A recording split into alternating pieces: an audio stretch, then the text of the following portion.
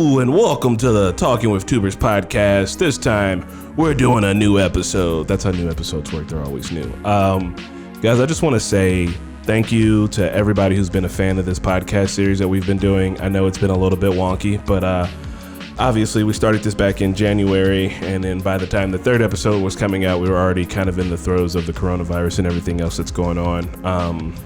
I just want to say thank you guys. Thank you for putting up with the technical difficulties.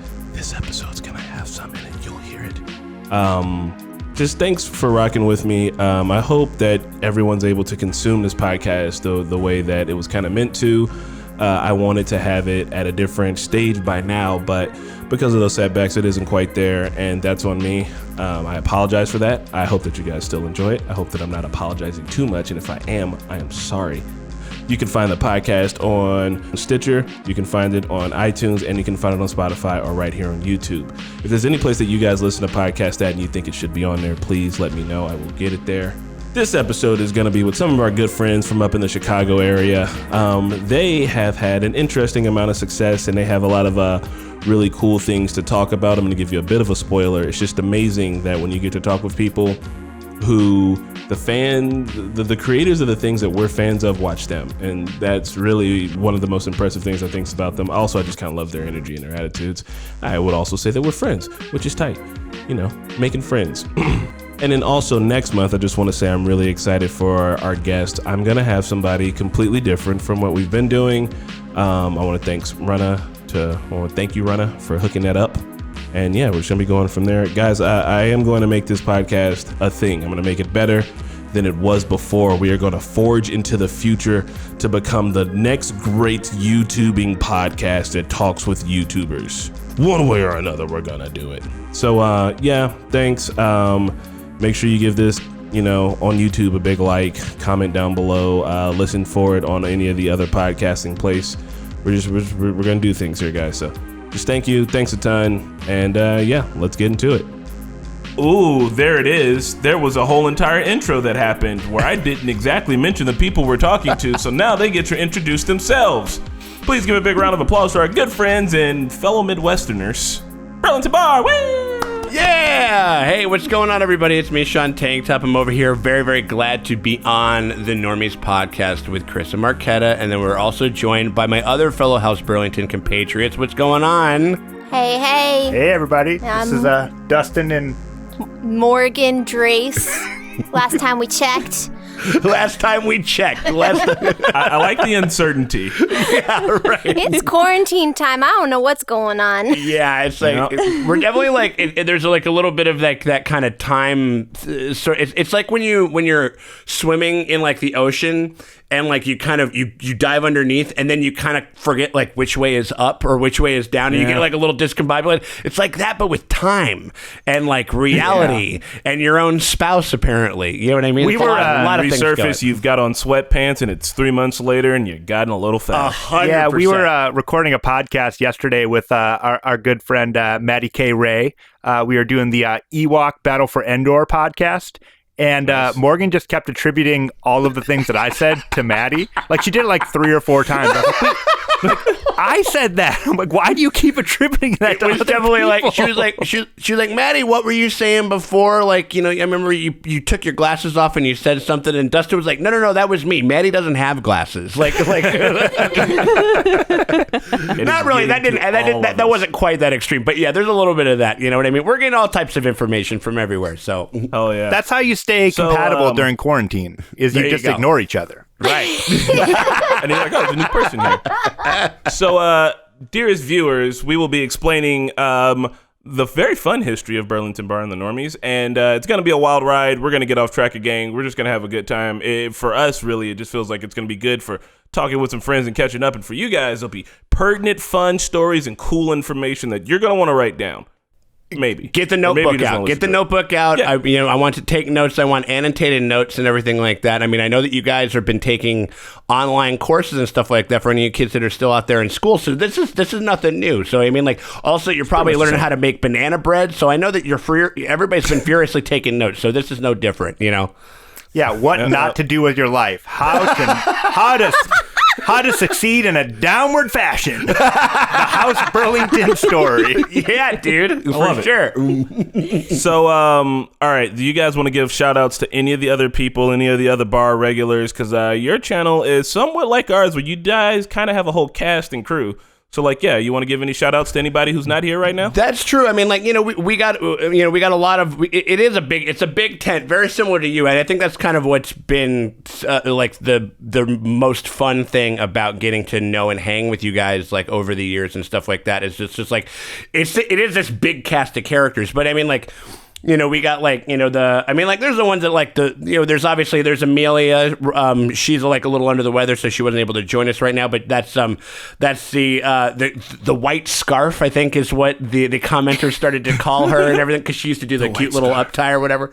And then we also have Tormund Jr., our buddy Steve. We also have Scott Kane. Captain America is out there. We also have Alex, our big burly Honduran Carl Hagrid, as I think the internet called him, because he looks like if Hagrid was a Carl, like he like, just like barrel chested, but the beard and everything like that. And then there's like, and there's a myriad of others. There's Lindsay, there's Max, there's a bunch of people that we've had on over the years and stuff like that. So, but yeah, but it's fun that you get. I mean, there's Angel too, Emil. We've had a bunch of new people come on since like.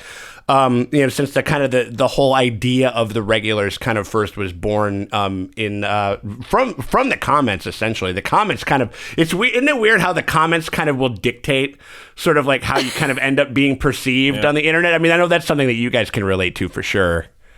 Oh, yeah, the whole community culture of it all, where you're like, this has kind of gotten away from us, and now we're all just on this journey. Yeah, totally, absolutely. Do you ever feel like your crew is kind of like your D&D party? Like everybody kind of ends up filling certain roles and things, Like, yes, I mean, obviously, Sean is our berserker. Rogue. If we're gonna go by D&D roles, I would probably be like maybe a paladin or like a wizard. Like yes, Morgan would definitely be a rogue.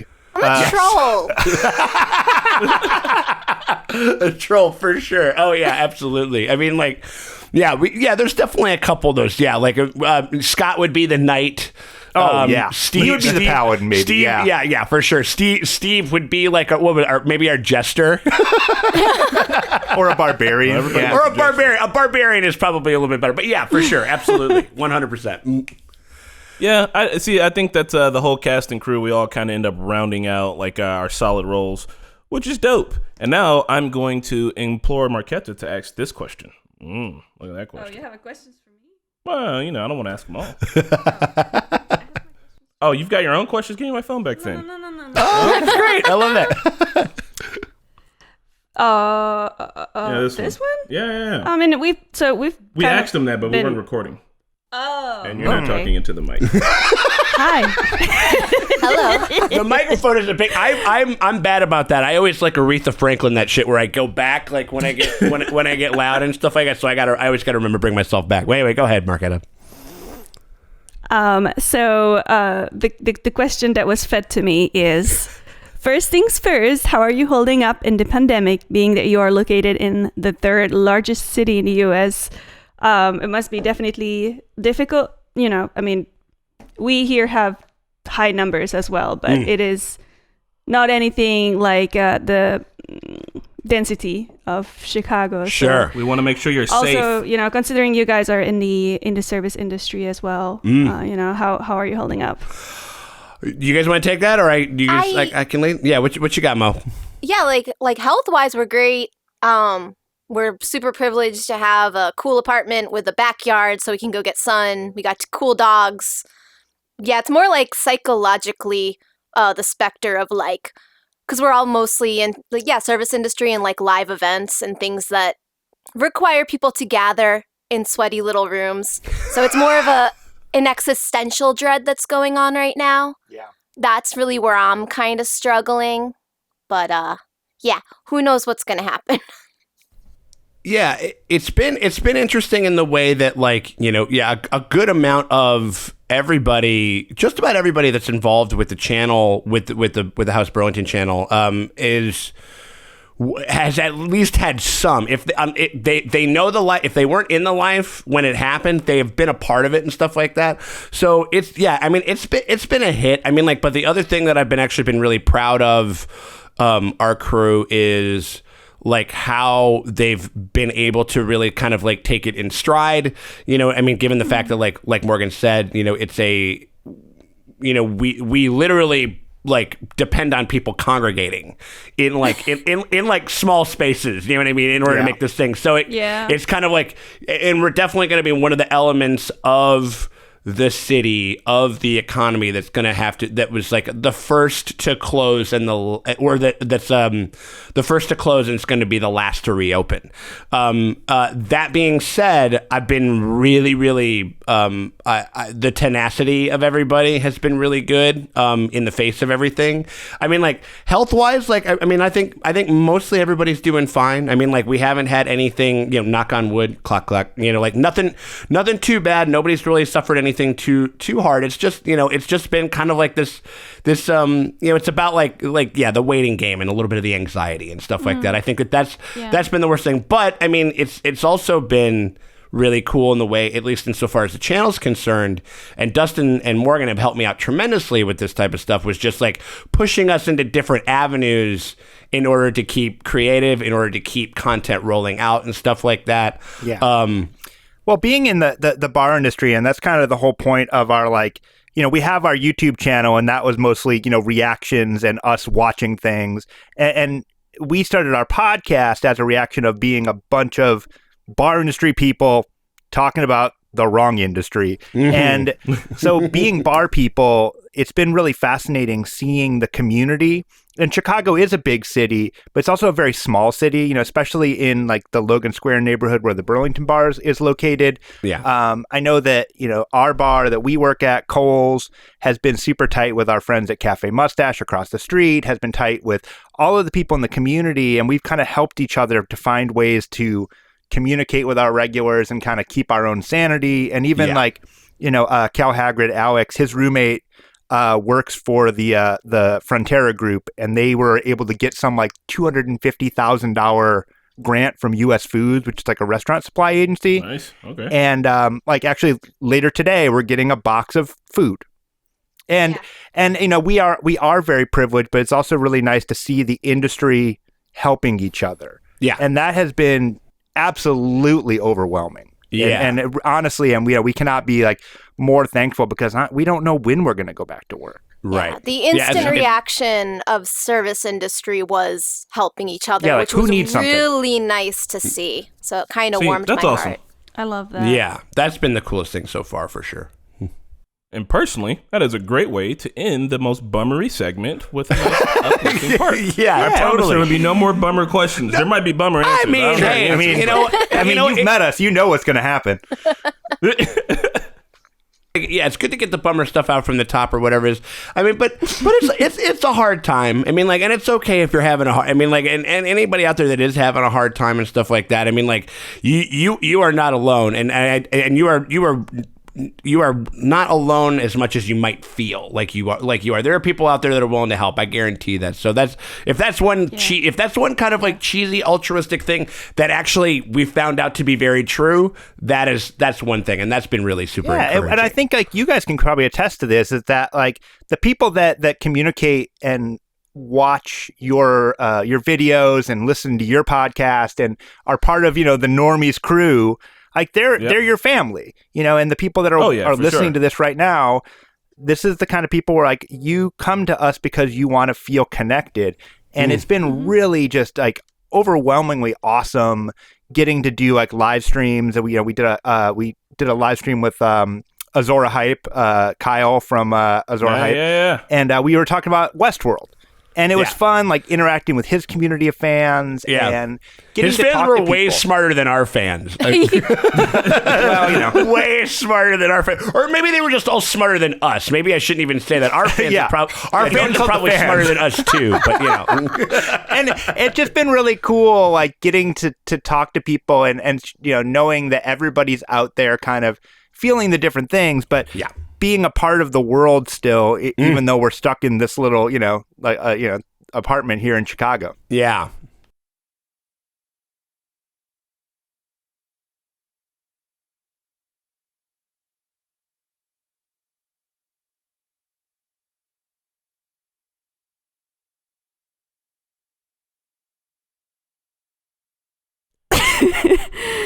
So you guys mentioned that you had to pivot a little bit from your usual content to adjust to, the new normal. So do you want to tell the people that are watching what they can see on your channel right now? Totally. Absolutely. Yeah. So we've had a couple of different things happen. So, kind of because me and as far as from a production standpoint, I'd say the two most proficient people that can produce content are Dustin and myself. We have all of the microphones and the cameras and stuff like that. So we've kind of centralized ourselves as being able to do reactions. So right now, we're Chicagoans.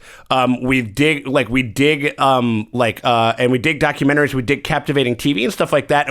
And Dustin pitched, I just watched episode 1 of The Last Dance, the Michael Jordan documentary. So we've been doing this. We've been doing this thing where we basically sync up via our phones and stuff like that, and we hit play and we get to watch the show remotely together. It looks like you guys have been doing something similar with The Haunting of Hill House. Nice. The Haunting of Hill House. Yeah. I love that show. That show's fucking great, man.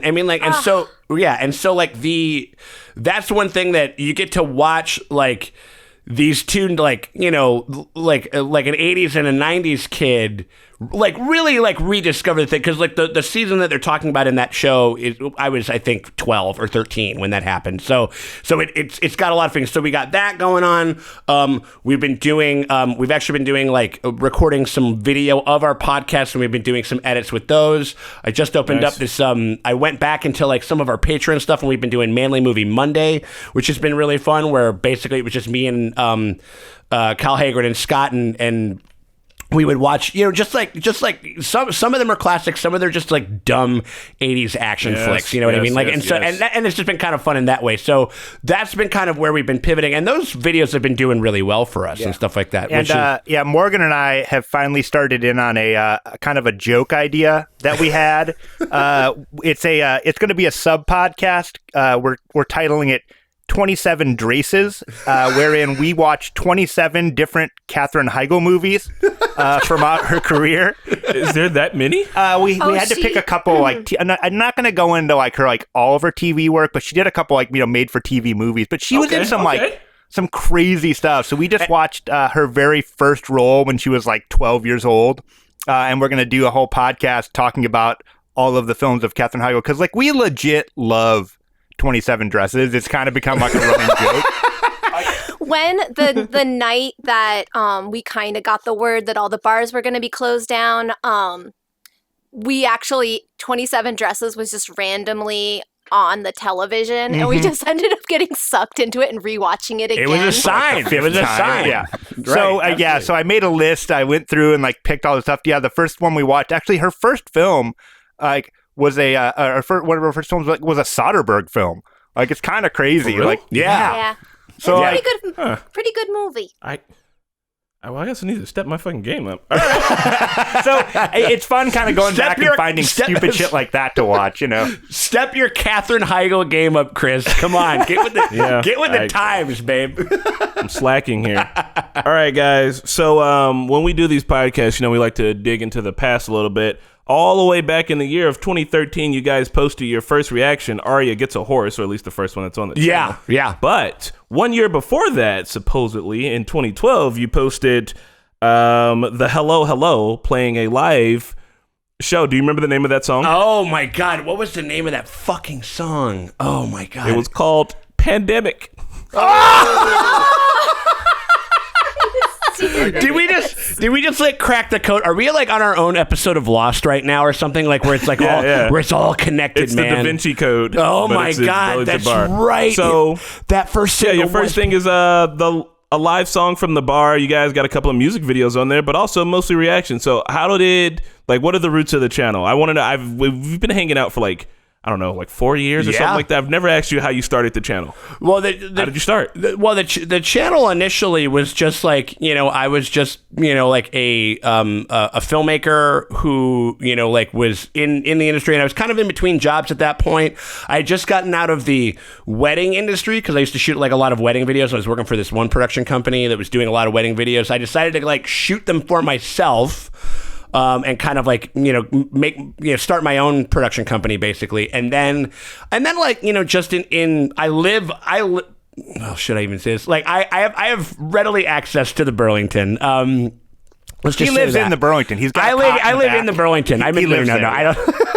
But I'm in this. I live in the same building, and so I would just I would go down, and then as I was in between jobs, I picked up a couple of door shifts and stuff like that. Started talking with some of the staff. I mean, most of the time when you meet people that are in the service industry, they usually are in the service industry in order to be able to give themselves means of a pretty flexible schedule, but they're still able to kind of do some of these other more creative endeavors. Like you'll have like a guy in a band where he goes like, I got to go on the road for like 2 or 3 weeks. Can anybody cover me? And that's not going to be an issue. 9 to 5, it's a little bit harder to do with that, but that's something that the bar industry affords. So I started doing some like live performances from people that were playing in the bar and stuff like that.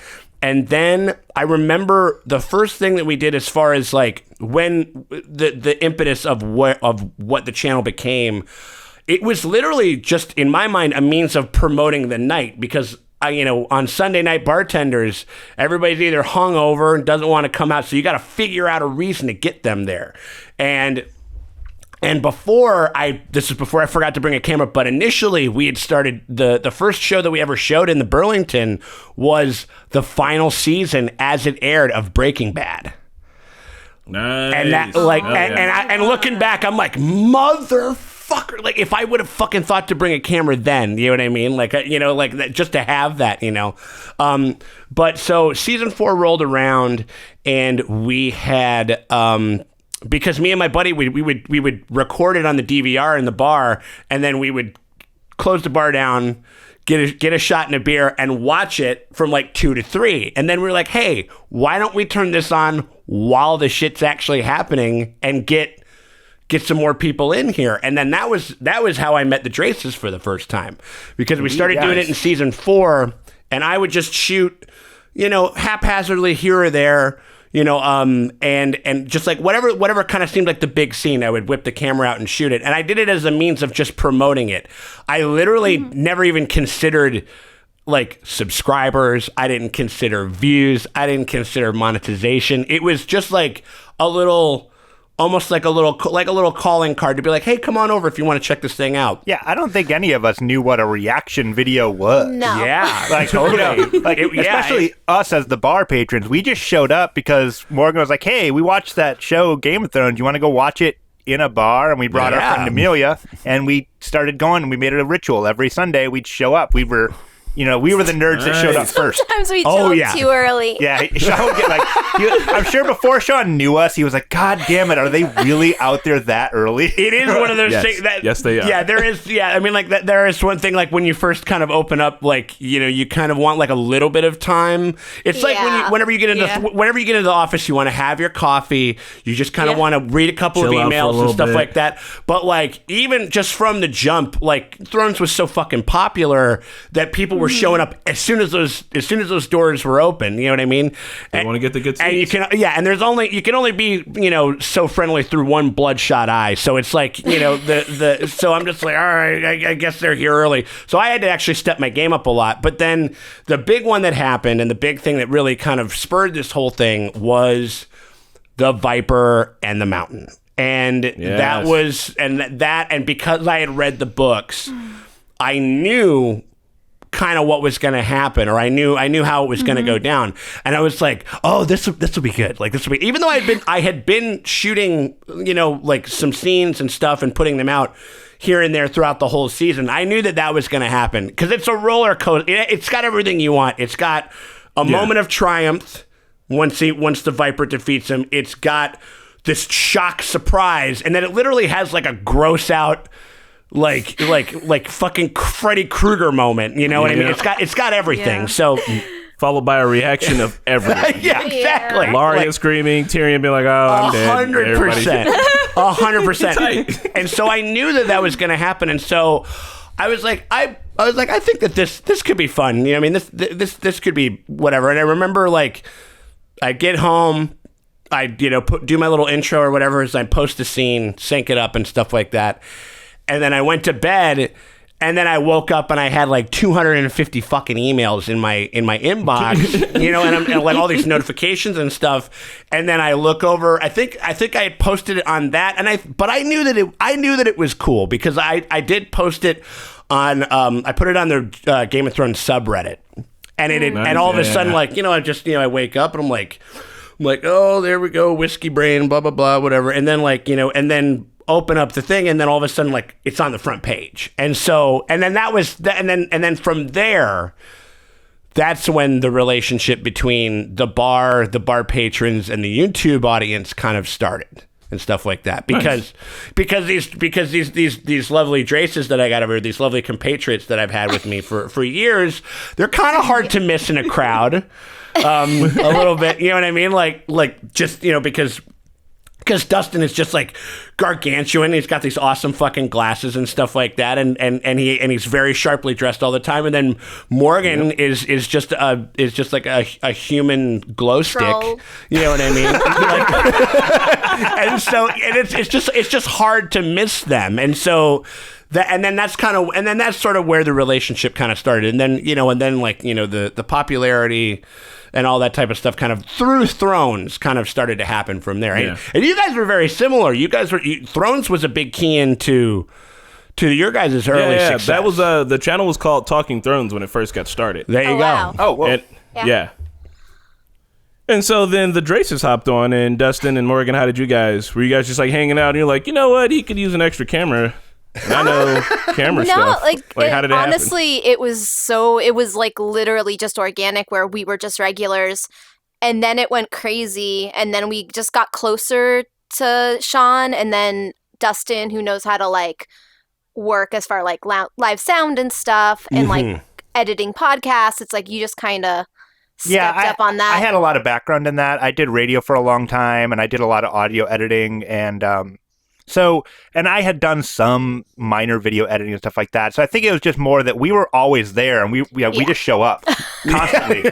You know, Consistency, kids. Consistency. Yeah, we just kind of forced Sean to make us, you know, useful, basically. We needed the band. We needed our GOT crisis actors, guys. Like that's what we needed. That's literally what people have. That's some of the things that, like, it's just funny, like how the comments kind of like take on a life of their own. And the thing is that most of the I found this, and I would love to hear your guys' feedback on this. Comments on YouTube are pretty funny in the way that I think about it. It's the same way as in when you're serving or you're bartending, and it's kind of how you remember your patrons, because you get all these comments. You know, you get a video with like 4,000 comments or something like that, and most of them are like, oh, this is cool. Oh, this is fun. It's kind of regular schmegular boilerplate, whatever. And then there's some of the ones then there's the really nice ones that you kind of remember. Like people are like, oh my God, this is so cool, like, et cetera, so forth. And then there's like the bottom 10%, the people that like stiff you on like a $50 tab while you're working or whatever it is. But everybody else did their job. Everybody else was either great or just fine. You know what I mean? But you remember that fucking 10%. You know what I mean? And so that was. I remember like having to kind of getting hoisted into that kind of ecosystem was definitely like that was something that we, you know, it takes a little bit of a learning curve. You know what I mean? And we're still. No one's used to it. We're still Those learning. guys are the bottom 10%. It's like when you can tell on the weekends, oh, you're from the suburbs and you don't know how to be in a bar. It's like the suburbs are 4chan. You're from 4chan. You just don't know how to be on the internet. You haven't been socialized. Yes. You've only been in your bubble on the internet. That is Right. so accurate. Totally. So every channel is straight up unique. You know what I mean? There's a million, if not a billion or something crazy like that out there on the YouTubes. But what are like some of the pitfalls or some of the gatekeeping that you guys have had to like deal with that like kind of kept you from like being the channel you want it to be? You know what I mean? Like in the early days, like what were some of the things that you're like, oh, I never thought that was going to slow us up, but here it is. Slowing us up. Who even knew about that? Well, sleeping. This fucking asshole over here would have to go to sleep, and I was so mad at him because everybody's like, "Where's the video?" And I'm Where's like, the "I don't video?" know." Sean's over here sleeping like a jerk. yeah, the whole sleeping thing. The whole sleeping thing was a big bummer.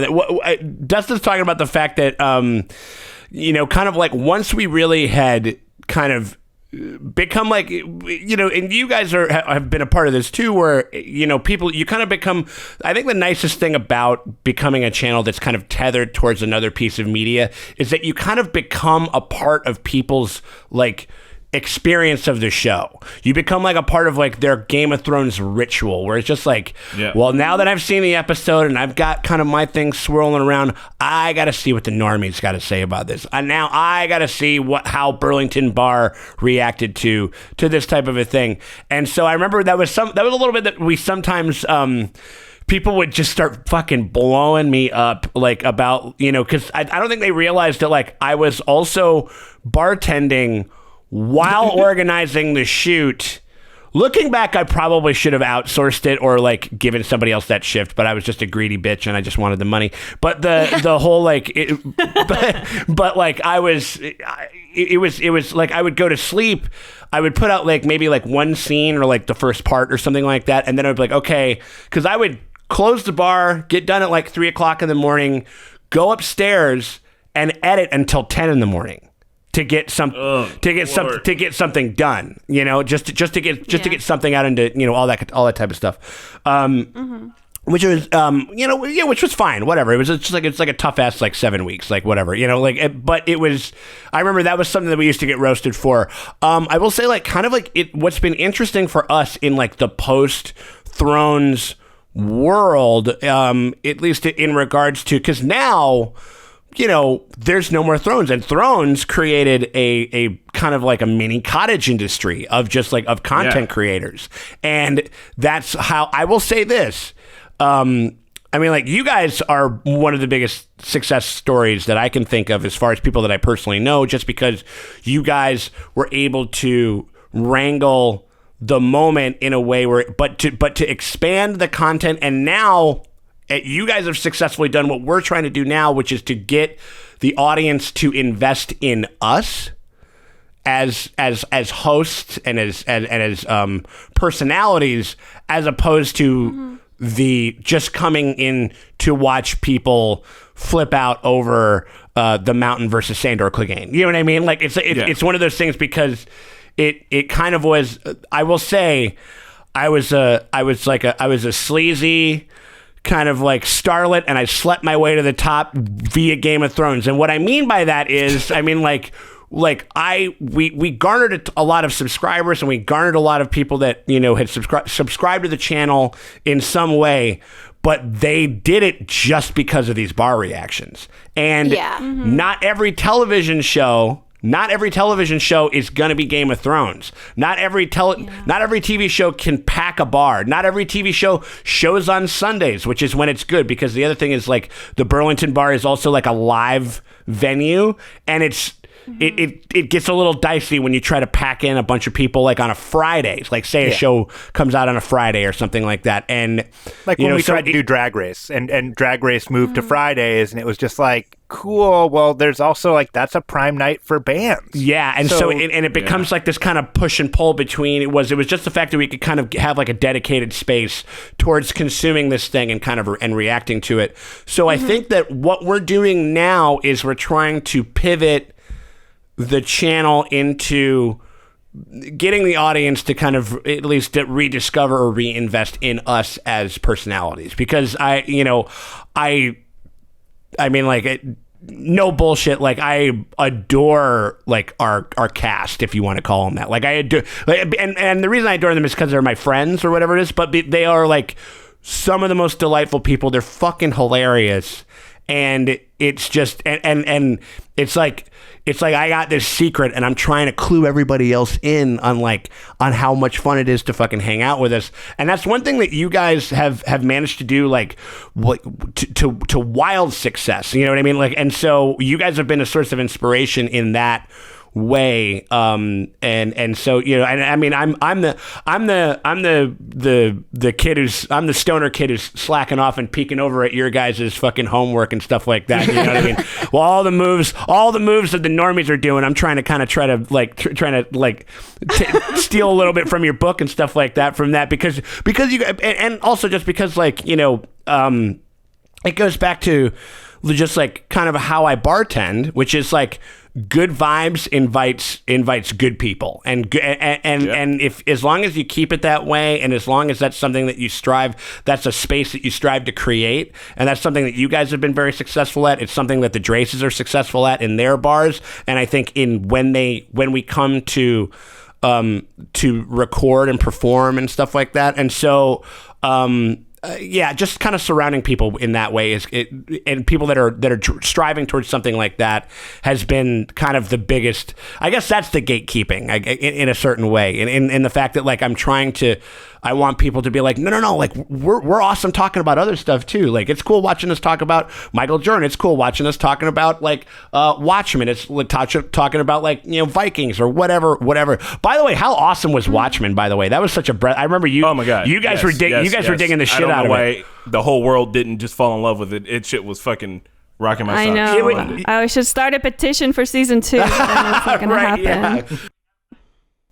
Not to reiterate, but that's been one thing that you guys have been a big inspiration for. Is just like your consistency and your diligence and your and just getting people to invest in you guys.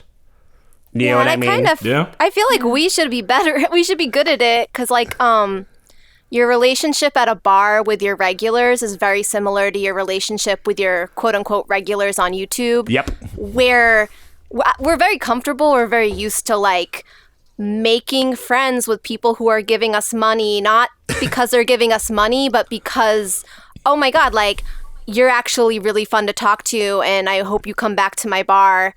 And, like, because I'm so bored, and I need someone who actually has something smart to say to hang out. Also, thank you for the tips. Yeah. Like, it's a weird. Thank you for the views. Thank you for the subs. You know what I mean? Yeah. And since we've been on the channel, I've really gotten into like supporting people that like I just generally enjoy. So no, I totally get that. I mean, I think that's that's just kind of a part of where the culture is now. It's like we've done the whole big box store things, and now everything is just kind of like small niches. And it's like, hey, if you respect that and you want it to stay around, you got to put a little bit of money into it. Yeah. Even if it's only a little bit, Yeah. So, one-off question. You guys live in Chicago. Do you get recognized often? Are people like, hey, aren't you those people from Burlington bar, like outside of the neighborhood? And then to follow up on that, why don't those people just come to the bar? Like, it's in the same city, right? Oh, I can actually answer both those questions pretty succinctly. So, one, people keep thinking that because of Burlington, they keep thinking it's in Burlington, Vermont, which is like crazy, like constantly. So I don't know that they even realize it's actually a bar. But we have had a lot of people show up and they're like, hey, I was in town for, work, and I realized it was actually in Chicago, and I could like take, a 10-minute cab ride and like come and visit. So we have had people pop in and visit. Yeah. One of the people on our channel that you've seen, Emil, is actually a really good example. So Emil was hanging out at one of Morgan and I were DJing at Cole's. Yeah. And he came up and he's like, oh man, he's like, I recognize these guys from YouTube, and he like had seen the channel.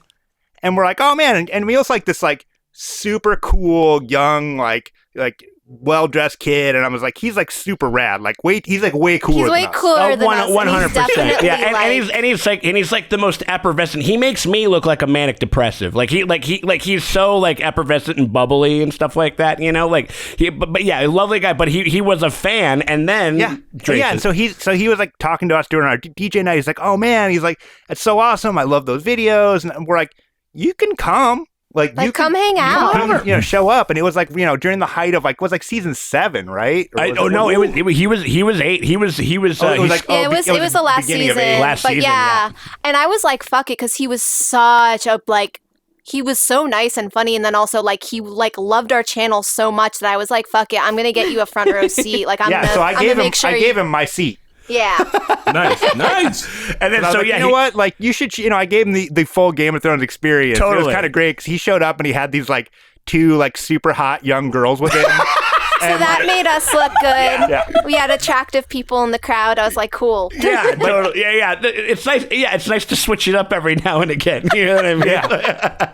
Now he actually works at the Burlington. Holy shit, damn. Yeah, like he like I was just after talking with him and stuff like that, because he would hang out and everything like that, and he became he just became a friend. Like we are, like, we like to be that open with our, if they are willing to come over, and Chris, I mean, like, that has happened a couple of times. I mean, like, where I remember when I was pumping some gas one time, and I think it was when season 7 was going out, and somebody was like, "Hey, it's Sean Tank Top," and I wasn't wearing a tank top at the time, and he goes like, "Hey," like.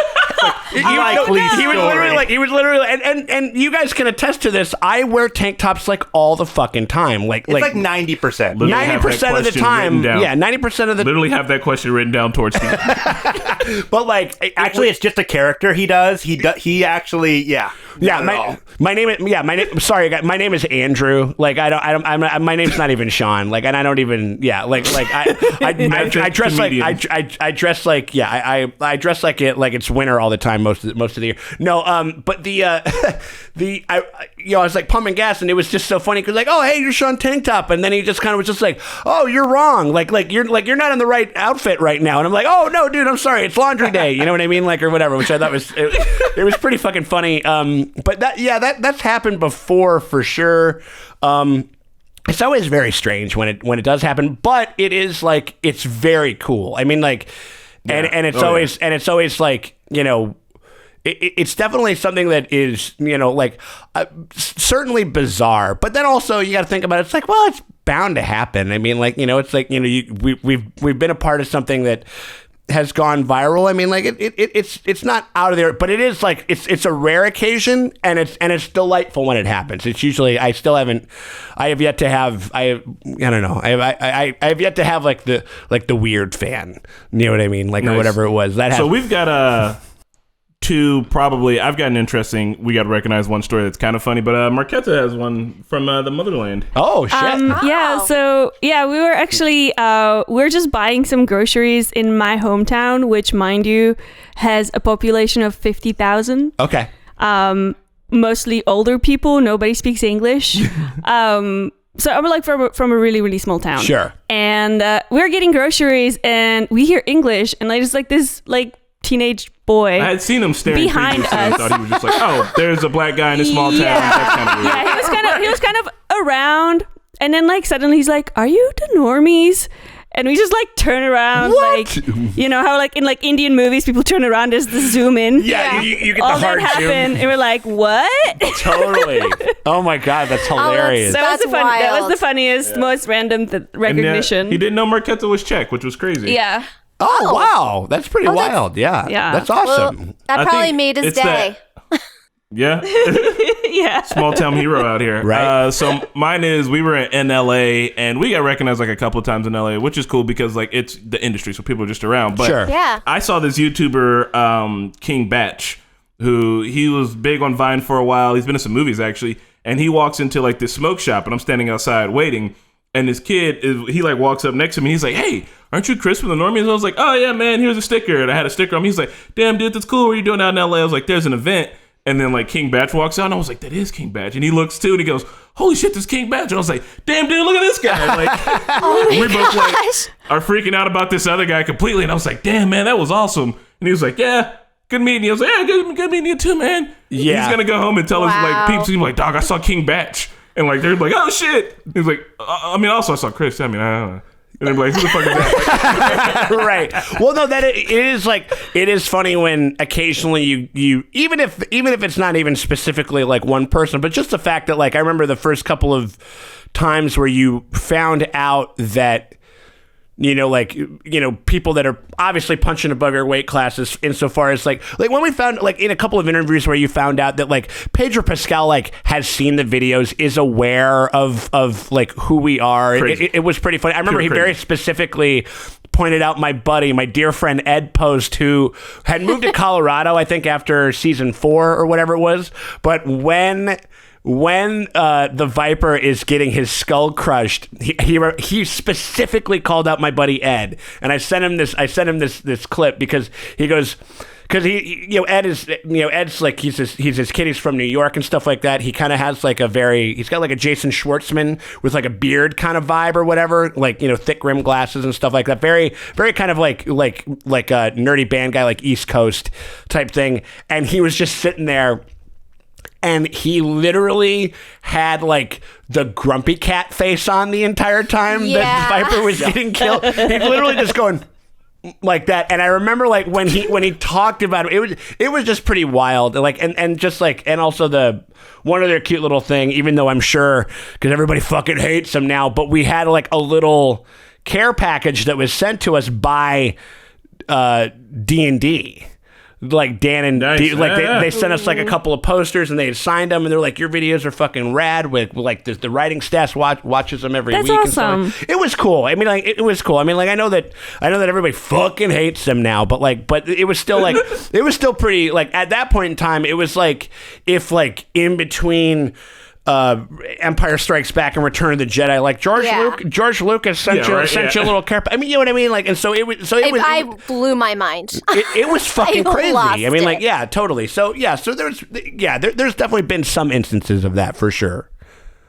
Damn. Yeah. I mean, weren't you guys to the point where you got invited to record some sounds? Tell us about for that. the series? You're stepping on my lines. That was my question. That actually came through Cana Thrones because we decided to go to Cana Thrones and one of the guests was Paula Fairfield. Which year was this? The first year. Yeah.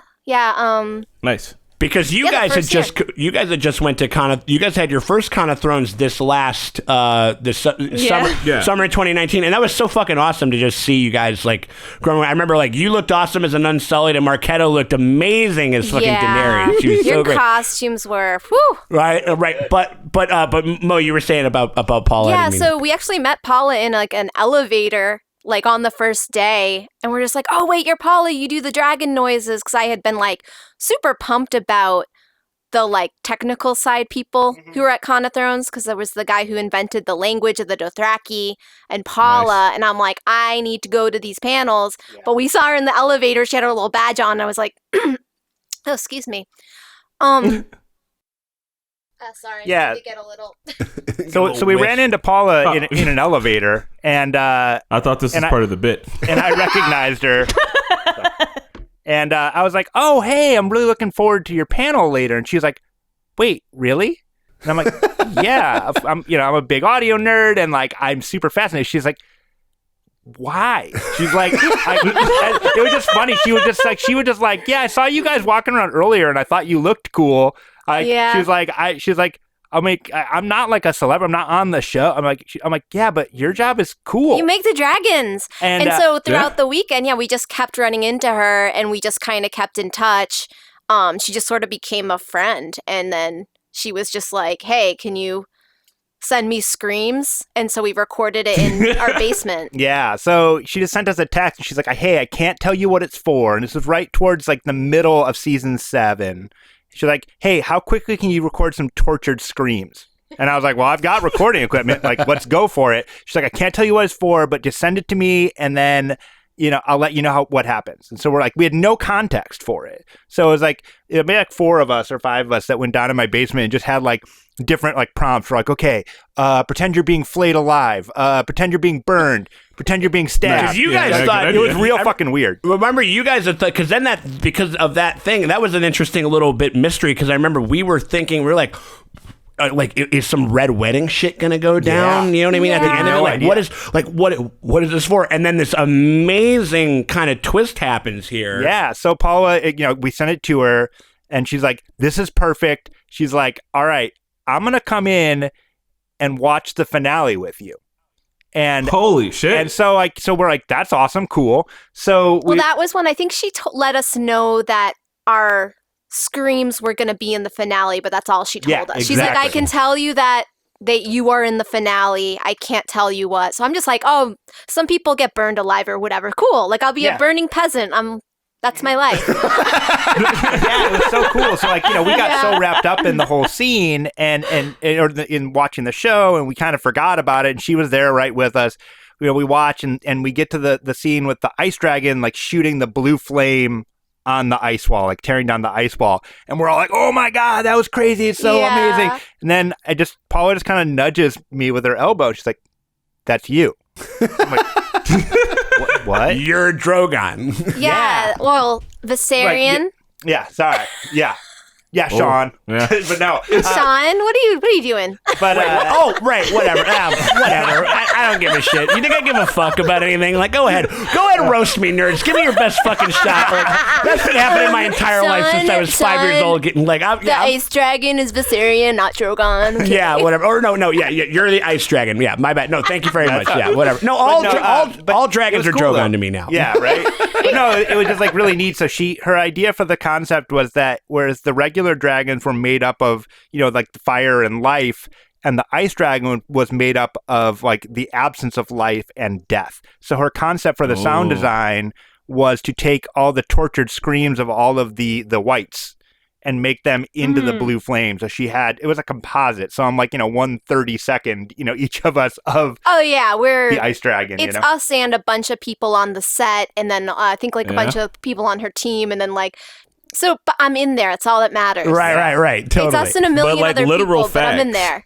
Yeah. Game of Thrones wouldn't be the same without you. That's just like a fact. Hashtag that's just big an fact. undeniable fact. 100%. Game of Thrones wouldn't be the same without Burlington Bar. There'd be at least 1/32, right? Somewhere in there missing. Yeah. Oh my God! Wouldn't that have been fun? People would If you guys would have known that, would you guys have maybe tried to do like some like kind of satanic panic like metal like album shit where it's like you say like if you play the scream backwards, it says like yo like you gotta slow it Burlington down, Bar run it through a couple of Burlington Bar fucks forever like or whatever it was like.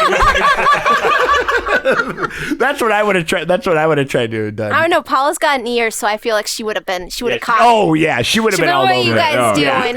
You ruined it. Like these dickheads are trying to slip one past me. Get out of here, But I also remember, from Cana Thrones, we got to be on a panel where we got to do a kind of a live, MST3K style, where we got to watch the show with some of the cast members and kind of riff on it. Yeah. And we did that 2 years in a row, which was really just spectacular. And the last year that we were able to do it, Kieran Mel Shaw, who's one of the art directors for the show. Shout outs to Kieran. Yeah, Kieran, dude. Yeah. The sweetest dude ever. And we got introduced to him before we went on stage, and he was like, I'm like, oh yeah, it's really exciting to meet you. Your stuff is so beautiful. And he's like, I'm excited to meet you. Are you for real right now? And he's like, yeah. He's like, I've watched your video. He's like, no. He's like, I asked to be on this. Oh my God. Like, Yeah. He It literally was just like so cool. He was a prince. I mean, like he's like a literal hobbit. Like he's just like the sweetest like guy, and kind of like small. He's like small in stature, but he has like just this incredibly warm, large kind of like feel to him and stuff like that. And I remember, and so that's the other thing. Also, shout out to anybody, any listeners or whatever. If you're ever thinking about going to a con or something like that, you should definitely do it. A1 because it's sit on panels. A1 like the panels are great and stuff like that, but also like you get to yuck it up with like some of the technical people like that. You know what I mean? Like, and so, and like more often than not, like you'll be able to kick it with them. Like Kieran Mel Shaw, like is like the guy who like literally is one of the point men on like why the mountain looks the way that he looks, on why the ice dragon looks the way that he looks, like all of like some of the Daenerys walking down with her big dragon wings behind her. That's him. You know what I mean? Like one of the coolest shots in the show, and like you get to like talk with this guy, and most of the time because they're sort of like in the, because they're kind of waiting and, they're back of house guys. They're the guys that are in the back, like cooking the food and stuff like that. Like every time anybody shows them a little bit of gratitude, it's kind of mind blowing to them. And you can like become friends with these creators and stuff like that. So yeah, man. I think I really enjoyed hanging out with Kieran. I still like comment on his like Instagram post, and even Andy, because after I did a little like short interview with Andy, and then we did a podcast like kind of thing with him on the other podcast show that we used to do. Totally. And like I'll still like I'll comment under their like YouTube page or like their Instagram. He's like, CJ, good to see you. And I'm like, damn, Andy, all right, man, I see it. Like it was just I think I had never been to such a specific con before that going to Cana Thrones kind of felt like being at summer camp. I never went to summer camp. It has that like, we made a lot of friends, and we met a lot of people that were like not just like into us, but we're all into the same thing, and we all kind of got to nerd out at the same time. And then we also met like this whole entire like ecosystem of YouTubers that I had never even like really known about. Like Surge is more into the reaction game than I am. I watch a lot of other stuff on YouTube, which is going to be a question for you guys later on. So keep that in mind in the back of your minds. But like Lady Gray and Teflon and Azora Hyde. Yeah. I guess I knew about Azora Hyde because we talked about him. But like, we met him and we sat outside and we had a beer, and it just kind of really felt like not just like a fans meeting, but like this like weird kind of like industry meeting. Yeah, it was 100%. It was a beautiful time. Yeah, no, I mean, unfortunately, not happening again this year. It was, yeah. I mean, like it was awesome in the way that it was. Well, because like there's also like different kind of subsects. Like we're I'd say that our channels are kind of in a different. They're definitely a different feel, and they're definitely a different class from like guys that are primarily streamers. And like that was kind of the first time where I really had got to hang out and pick the brain of like people that live stream. And thank God, because we are all going through a master class of live streaming, live stream renaissance. Yeah, I mean, like insofar as like it's basically we're getting a crash course, like during this pandemic stuff and everything like that. So that's been really cool, and that's kind of what I think being, like keeping that open vibe and keeping that kind of sense of like who you are and the type of space that you want to create on the internet and create on YouTube, keeping that open, it just opens up all of these different opportunities for you. I mean, like, again, not to keep heaping praise on you guys or whatever, but the fact that like you guys are I mean, like, and I'm sure there's like nuts and bolts of like decision making, but you guys seem like you're game to try anything. It might not even necessarily like 100%. You know what I'm saying? Like it might not like, we might try for a little bit and it might not work or whatever. I've tried some shows and stuff like that. They haven't really caught on, and some ones that I didn't expect caught on greatly. And so I think the whole idea of just like keeping that kind of open feeling and that type of a vibe like in your space, like it just encourages you to kind of keep springing forward with new ideas and different things like that going forward and stuff like that, Oh yeah? Yeah. All right. We're moving on towards the end slowly but surely. I have to ask it in a way to like pretend, you know what? I literally leave all this in the podcast. I'm going to ask you guys this question in a way like I pretend like I don't know the answer. Sure. It's because I want you guys to tell people the answer. That's how interviews work. I know that you know that. And I know that you people up there know that. But for whatever reason, I've given this short segment a weird intro. So do you guys consider yourselves artists, and like what do you do to kind of keep the creativity flowing and like essentially maintaining your artist integrity? Is it the stuff that you do outside of the channel? Is it some of the stuff you do on channel? A mix of both. Please discuss. Well, I'll let you guys take that on it, because you guys are both, I mean, we're all kind of have our own like little things going on, but I'll let you guys take that. Yeah, so I'm a lead vocalist in a Chicago band called Radio Shack. We were playing at least like once or twice a month until the world ended. We should get back. We have an album on Spotify. It's Radio Shack with a Q as in Shaquille O'Neal. And our album on Spotify is called Store. And there's a dog on the cover, so you'll know it's the right one. Right. So I do that. So I usually do band practice once a week, and then me and Dustin both DJ together at Cole's Bar at least once a month, and sometimes more than that. Mm-hmm. So yeah, the DJing, the music is a little bit something to keep me plugged into, like not just into music, but like into the neighborhood and the community, because it's really the reason I moved to Chicago. It was all about the little neighborhoods and like the artistic community and being out in these little sweaty clubs. And like I recently started learning how to do live sound at Cole's Bar, so like nice. Friday, Saturday I'm usually running the board and helping the bands load in, and like I've learned so much about how to like just technical stuff that I never really thought at my age I would learn. And then the world ended. But yeah, well, basically, sorry. Right. Oh no. Go ahead. More. Do you consider yourself an artist? An artist? Yeah. Nah, I'm just lucky enough to be able to fuck around.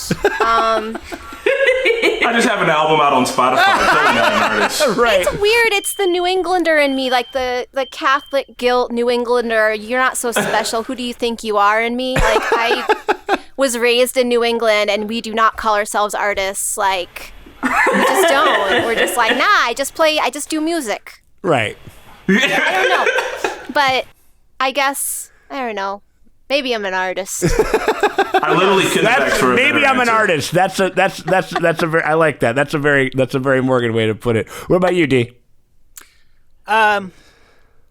Yeah, I mean, I DJ. In addition to working in bars, I DJ for a living. Like that's actually like what I do, and I play in bands. And I don't have any. I don't have an album on Spotify. I've also been a record producer. You know, in a past life. You know.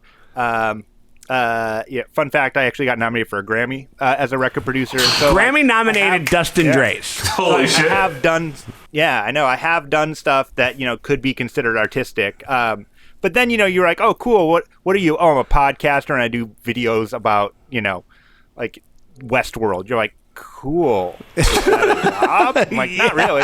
But we do it anyways, Yeah. To a 12-year-old, we are like, what we do, like from week to week, what we do. Like if you describe that to like all the kids who watch YouTube, they would be like, whoa. If you describe it to yourself as a 12-year-old, you'd be like, hold on. So in the future, I play music and watch TV, and you're like, that's your thing. You'd be like, oh, all right.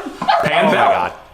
I had something else to say, but my dog ruined it. So Would you like to introduce the dog? What's his name? What's their name? Yeah, wait, no. These dogs are great. These dogs have great names. Like, what do we got? The dogs are actually artists.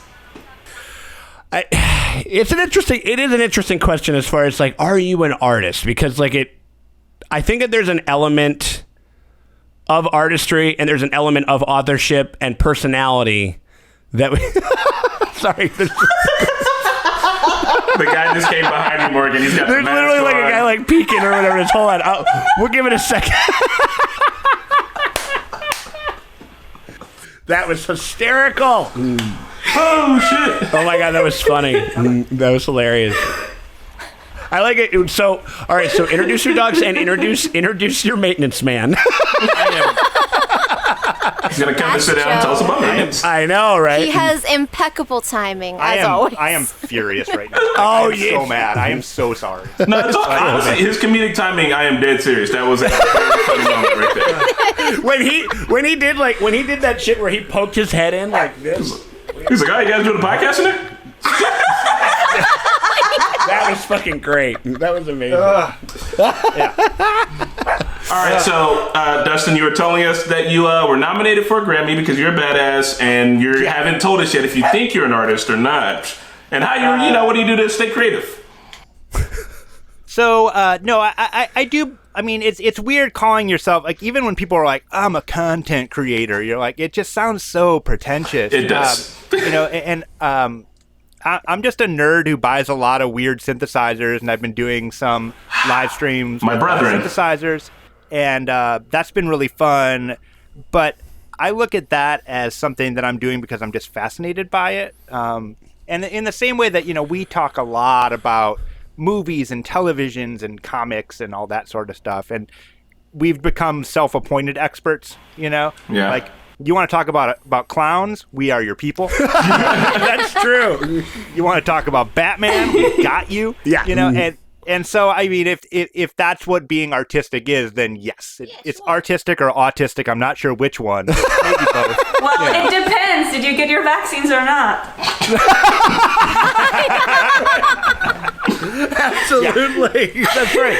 We gotta watch it. You gotta watch out because this new coronavirus, that's an Alex Jones bit right there. It was like, when this new coronavirus vaccine comes out, you give it to your kids and they will all turn into starving artists, ladies and gentlemen. Let me tell you what. And then they'll eat them. Yeah, right. What about you, Sean? You know what? I think that there is. I'll say this. I mean, like, and I'm a guy who, like, I went to, film school and stuff like that. I've directed a feature film before that's, been able to, that I've got into the New Orleans Film Festival. This movie called Cowards Do It Slow. That's like a really, and that was a handful of years ago. And I'm currently working on like a couple of new scripts now that I have in development and stuff like that I'm actually super duper excited about. But I think that there is a wee bit of separation between, like, insofar as, like, it's almost like when you talk about movies, it's like there are movies and there are films. You know what I mean? Like there's like a distinction or whatever it is. And like I think the YouTube element of my career is kind of like the movie element of my career or whatever. But I gotta say, like the material that I have produced for YouTube has, I mean, no one has ever hit me up and told me that, you know, watching my content has helped them get them through a bad time. No one ever fucking came up to me and told me that about my feature film that I directed. But my YouTube videos have. Nobody's ever hit me up. I remember one time while we were, I think it was during season 7. This kind of goes back to the commenters and how you really remember, like the top 5% and the lower 10% or whatever. Definitely one of the top 5s was this one commenter who hit me up, and she basically said, like, you know, I've been kind of sick lately. I've been laid up in the hospital or whatever it is, and I love to watch the Burlington Bar reaction videos and kind of pretend that I'm there, pretend that I'm still able to go out and I'm still able to be social and stuff like that. And it's really helped me get through that. That's never happened with any of like my fucking personal artist stories or whatever that I've ever put out. You know what I'm saying? So like, so I think that, you know, it kind of goes back to like the whole like, you know, when like, you know, it's like, oh, there's like the high art and then there's the guilty pleasure. I think that you can kind of take both of those and kind of mash them up a little bit insofar as like your work and stuff like that. So I think that, yeah, I mean, like I consider there's some authorship and there's some artistic flourishes that I put into everything that I do on YouTube, and that is something to be proud of. I know that I'm proud of that, and I'm proud of our crew and like all the ways. I literally we were hanging out for a couple of years, and I would just kind of do the Burlington Bar videos like when the season would kind of come in, and we wouldn't really do anything after. And then around season 7 is when I decided to hoist this responsibility upon my friends to become media personalities.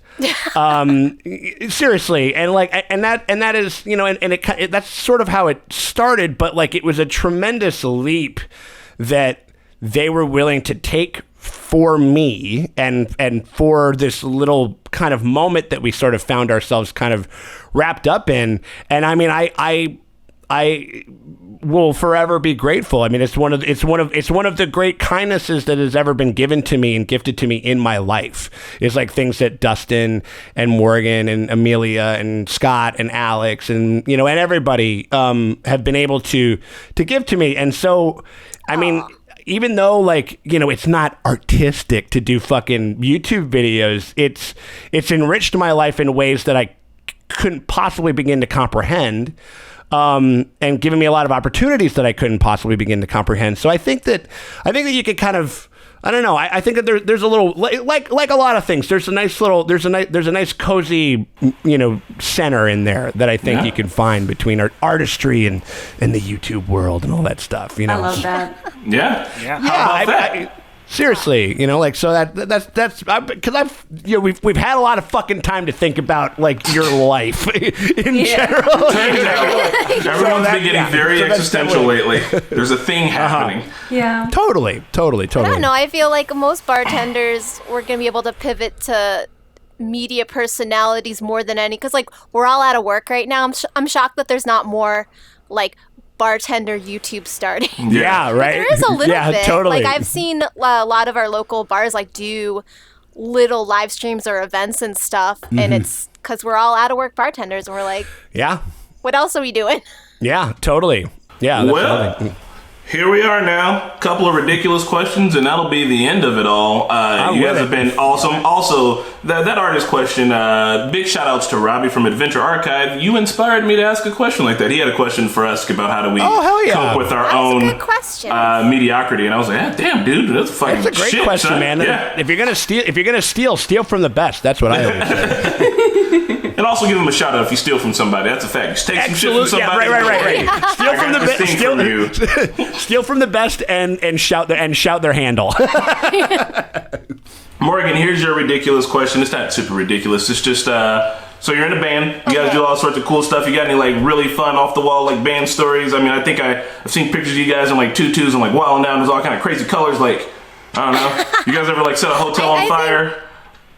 No, I think the best memory of my time with my band, we actually went on tour down to South by Southwest, which not like officially, this is like a thing. If you're like a band that's smaller, you kind of like can do a tour down to South by Southwest and play unofficial venues just to meet people, to get so that we've met friends where if we're playing in certain cities, we can actually get on a show with them. Nice. But so last minute, my bassist had a medical emergency, and so Dustin actually had to like, was it 2 weeks? It was 8 days. 8 days. He had to learn our entire like set, but also like our music is garage rock, so it's kind of simple, but still. Not too bad. But still, it's like intense. So he was on tour with us, but my favorite show, I think, was we played Package Menswear in Austin, Texas, which is a like sexy boy underwear store / sex shop. Nice. We have one here. It's called the Toolbox. I understand. Yeah.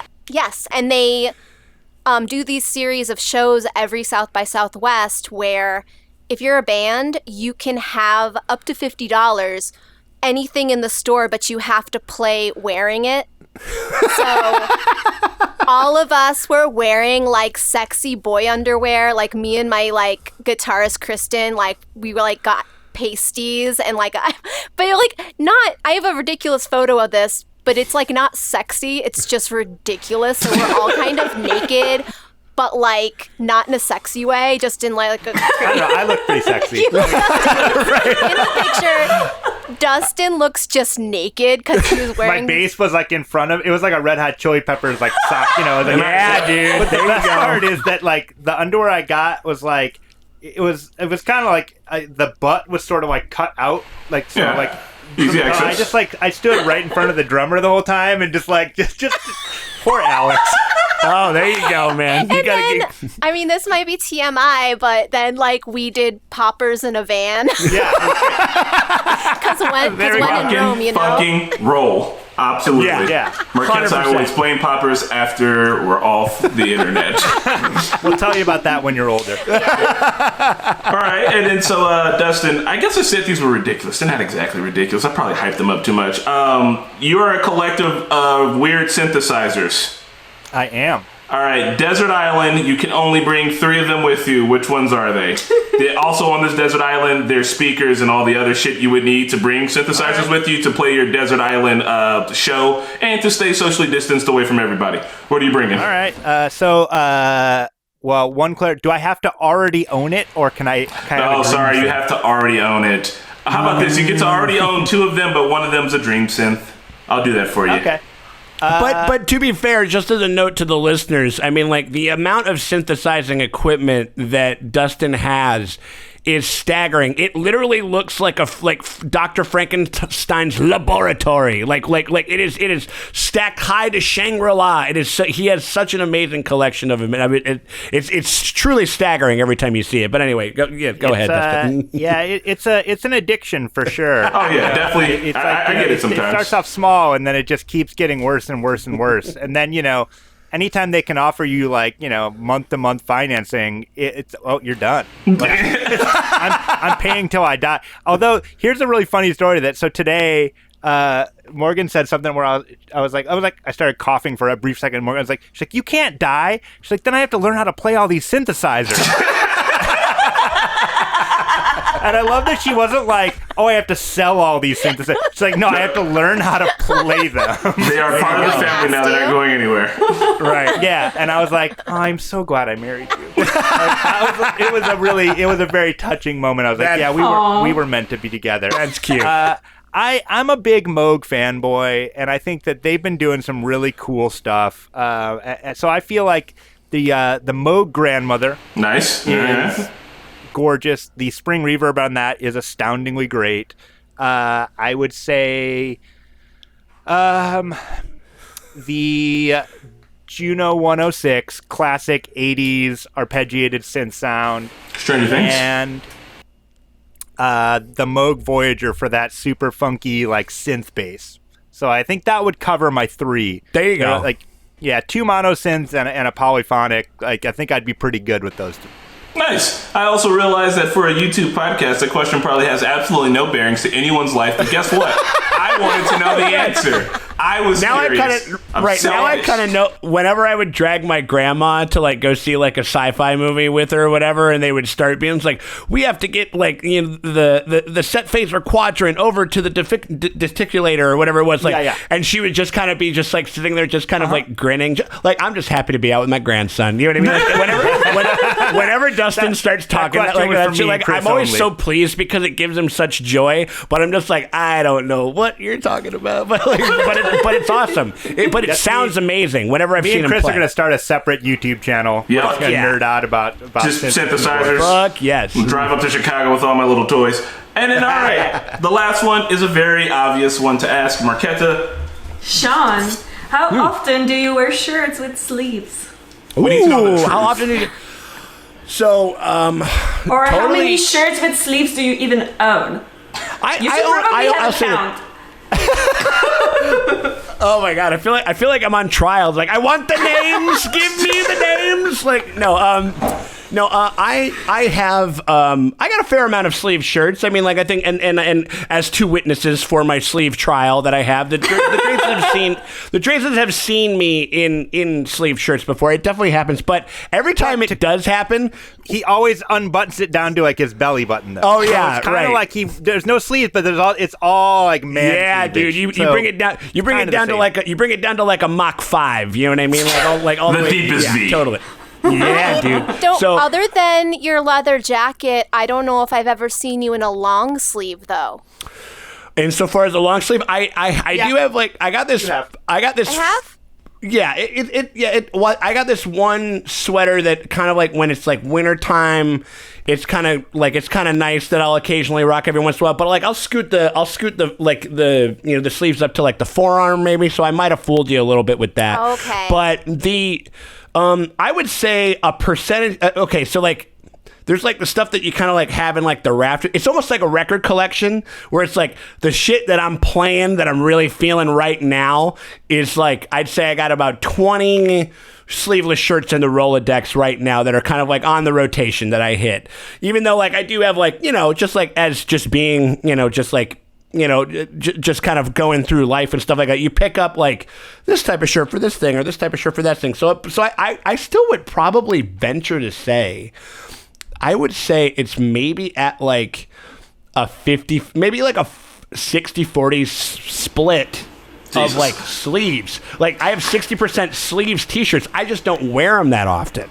You know what I mean? Because I'm a big proponent of under promise, over perform. So like whenever I show up with sleeves on, people are like, "Wait, who's getting married? Like, are you going to church? Like, what's going on?" You know what I mean? Like, what's happening here? And then like, or like, I will literally wear just like some piece of shit fucking t-shirt that I just haven't like, because it's laundry day and I haven't worn them, or like it'll just be just plain black or whatever, and people come up and like, "Oh my god, you look so nice," and I'm just like, yeah, there you go, like. So, yeah, I mean, like, it definitely, yeah, I mean, it is a sense of just like, certainly like it kind of started. That really, it was something, the sleeveless thing was something that always kind of happened. It was definitely a part of like when I would work, because I grew up on like a, like in the country, like on a farm or whatever it is. And like, so I'd be out like, when I was like 10, 11, 12, going up into high school, you're out there like baling hay for 5-6 hours or whatever it is. I was gonna make that joke, and you were straight up actually were baling hay. Oh, dude, no, dude, hay baler, like cutting, dude, hay baler, like soy. I was almost killed in a soybean like silo, like when I was like 12, like working on this farm and shit like that. Like I'm a country ass motherfucker for sure, and like people don't really know that, but that's kind of where the cutoff thing comes from. Because like when I'm working and like when I'm bartending, I just kind of feel like that just gives me the kind of mobility that I want and like whatever. And then and then also just like I just like wearing tanks. I just like being I just like being a free spirit. You know what I mean, Chris? know what I mean? Like, no, but like it's yeah. So it's sort of one of those things where it's like it's kind of Ouroboros-ing, like where it's like the snake is kind of starting to eat the tail, like a little bit. Like I'm not gonna lie, but I do. It is kind of like my preferred mode, but. You get to look like I just put on like just add a little bit more of linen on to like my arms and stuff like that. I become the belle of the ball, it's what I get I get a big kick out of that now. Yeah. Like what I want to give you props for is to anybody who's watching. I'm sure not all of you know, but Chicago winters are essentially the fucking tundra. I was gonna say so. that. Yeah. That's fucking impressive. All right. Yeah, no, and that is what you got to. I mean, like the Chicago weather. I mean, like if you don't like it, just wait 15 minutes. Like that's kind of like our kind of adage. But you also just kind of got to like kind of like we were talking about with the before. You got to kind of create and project like the vibe that you want. And I like summer. I like kind of that whole kind of being a little more mobile, being a little more nimble and stuff like that. And so like when you walk into my bar. And it's nice and toasty in there. I got some fucking fun, like trap music playing or whatever it is. And I got a t-shirt and some gold fucking rings. You know that you're in for a vibe that's a little lighter. Yeah. And that's kind of like, that's sort of the whole thing. You know what I mean? So like, it's kind of an extension of a lot of different things as far as that goes. So yeah, man, like you got to dress for the weather that you want, Chris, you know, especially in fucking Chi-Town. Yeah. So, all right, here's going to be the final question, and we're going to do some shout-outs and shut it on down. I just want to mention that you guys are the YouTube channel that the people who we react to, they react to y'all. And that is, in my opinion, a huge fucking achievement and something that you should probably all get gold crowns for. I know it's it'd be a lot of gold crowns, but I mean, I would appreciate it. And I just want to say, so there's somebody watching now. Maybe there's only one of them, maybe there's none of them, but someone in the future will be. And they're going to be like, I want to start a channel, but I want Burlington Bar to give me a little bit of advice. So what advice do you got to the young upstart right now, especially because, you know, quarantine, they want to create, they want to make a YouTube channel. What are you going to tell them? Okay. What do you think, Tracy? You got any, I know I got something to say. You guys got something? I'd say, I think it's most important is consistency. Because I feel like it was important that we kept putting stuff out, after like the reaction things died down. But I mean, like, I think just if you keep putting stuff out, it reminds people that you exist, even if the video might not be as popular. It's like, just keep putting stuff out there. Yeah. Yeah.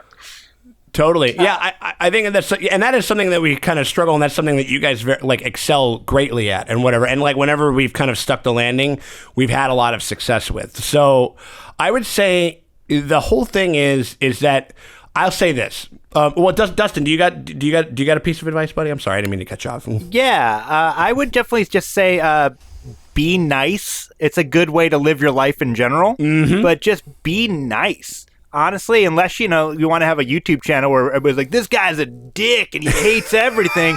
If that's the YouTube channel you want to have, go for it. That's not the YouTube channel that I wanted to have. And I think if you're watching us, you know, we try our best not to just like completely be negative. And I think that our friendship is at the core of what we do as a group of people. If you want to do something with a group of people, you really have to take the time to learn how to listen to people and be nice. Yeah. That being said, if we became like a drama channel where we just like pretended that I was like in a fight with Scott and like I don't know, I feel like that would, but that would get a lot of viewers.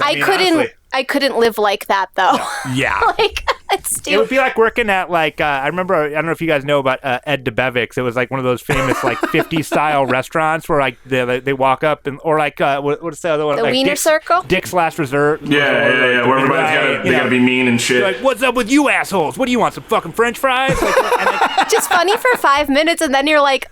Even if you're doing it tongue-in-cheek and jokingly, it's like after a while that's gonna infect your brain. It definitely. I had friends that had worked there when I was working in restaurants, and they were like waiters there, and they're like, no, like everybody was like so depressed and so sad, and it just really starts to wear on you to try and put up that persona. So just do something that feels right for you. Yeah, and feels natural to you, and I think that's really crucial. Is finding what your voice is. Yeah.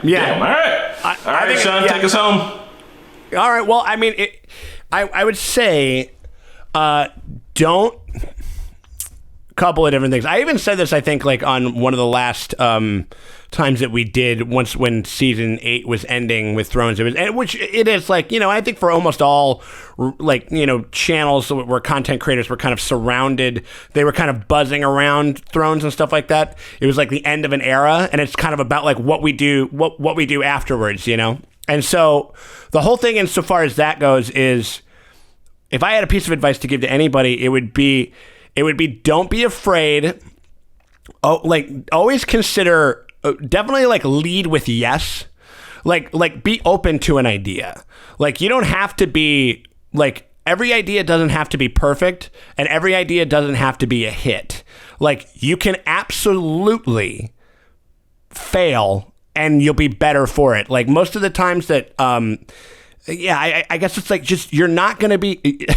It's almost like when you talk to like a 13-year-old, like any 13-year-old, and they're just not satisfied with like what's going on in their life, what's happening like with them. They're confused, like whatever. And the thing is that you got to remind them that it's okay to be shitty, even for a little while. It's okay to be terrible. It's okay as long as you're trying and you're trying to figure out and find your voice and stuff like that. Though all of those mistakes are gonna be worth it. Like all of those things that like I have like that we've attempted to do on the channel, or we tried to get going. You know what? Not all of them worked, and that's fine. And you know what? Nobody ever fucking brings them up to me. They're only talking about the stuff that we've kind of coalesced it into, and we've kind of found our voice in a certain way, and that's the stuff that's going to survive. And yeah, I mean, I think that all over, like consistency and just not being afraid of screwing up. Like not being afraid of having that moment is definitely that's I think is the biggest thing for sure. Yeah. Nice. Yeah. Well said. And just have fun. Just fucking have fun, man. You gotta have fun. Like, you gotta have fun, or are you even doing it? And if people care enough to write yikes or cringe in your comment section, that means you have enough people watching that someone's going to say something negative. Like the worst thing is no one comments. Yeah. Oh God. So, like, who cares if no one's commenting? It's great. 10,000 views, no comment. You'd be like, I've done something terrible. All right, guys. Absolutely. This has been a pleasure. This has been awesome. I'm going to throw a link down below that is going to be some of the collabs we've done so people can check them out. They're very fun stuff. I already know that we share a big group of fans, but if anybody's watching or listening and you're not checking out Burlington Bar, please check them out. They're awesome. The creators of the things that we like, watch them because that's how dope they are. You guys got anything big coming up you want to plug? You're doing a battle royale or something? I don't know. Well, no, I mean, like, actually, if anybody, I mean, I know that, like, it's kind of been, like, people are still kind of cooped up and stuff like that. A couple of things that you would do is that we are starting to get, like you said, we're getting into the Twitch game or whatever it is. You can find us on Twitch at twitch.tv/SeanTankTop. Every Saturday night, I do a kind of like a genre battle DJ set. And you can go in there and you can basically we have a lot of interaction, and you can also Venmo requests for songs, and I can turn those around pretty quick. Morgan, you've done a couple of those, like where you're just like, you should play this song or whatever it is, and then all of a sudden, boom, we're listening to it. Oh, yeah, for your DJ night. Yeah, absolutely. And so that's been a lot of fun. We got those. We got a bunch of different reactions. We're looking towards the next show that we're going to react to, because right now we're getting through The Last Dance, like the Michael Jordan Bulls documentary and stuff like that. We got that going. We've been plugging away on our podcast at Watchers in the Bar. You can find that on Apple Podcasts, Spotify, Libsyn, any of those types of things. And then, I mean, like, we're doing those things, and we got those Manly Movie Mondays coming out and all that type of stuff. So a lot of different stuff like that that's happening on the channel at the moment. And yeah, I mean, like, if you want, you can spend a lot of time with us. I mean, like, I don't know if you necessarily want to, but you can, because we got a bunch of stuff out there for sure. I lived it, and it was an experience. So, totally. Well, yeah, 100%. But anyway, I do want to say, Chris and Marquette, thank you guys so much for having us on. It's been an absolute pleasure, man. Seriously. Oh yeah, same. We apologize for our dogs losing their goddamn mind for half with this podcast. It's all good. Our cat was doing it in the beginning, but he's meowed himself asleep finally, so. There you go. And you guys know that literally it's just a pleasure for us to talk. We just like you guys. You know, if we could come up there and be visiting and hanging out or doing weird synth shit or fucking Manly Movie Mondays or whatever, we'd be doing it. We got to get you in on a couple of those. We got to start to have them on a night because it Dustin, like, when we get back to the world, Dustin bartends on Mondays and he hasn't been able to come over, but we got to, I think next time you guys are in town, if it syncs up in somewhere or whatever, we got to make it happen. We got to get like I finally have a driver's license in my own agency, so I can drive there whenever I like now, there finally. Why would you ruin on me? You. Love it. You don't have to drive. Love it. I can drive now. It's usually just you drive. We can share the burden. I don't have to drive. Hey guys, thanks for hanging out. Thanks for checking it out. It's been great. Love these guys. I consider them friends. I hope they consider us friends too. I think they do. They're cool as shit. Go watch their YouTube channel. We'll see you later. Bye. Bye. Thanks for having us.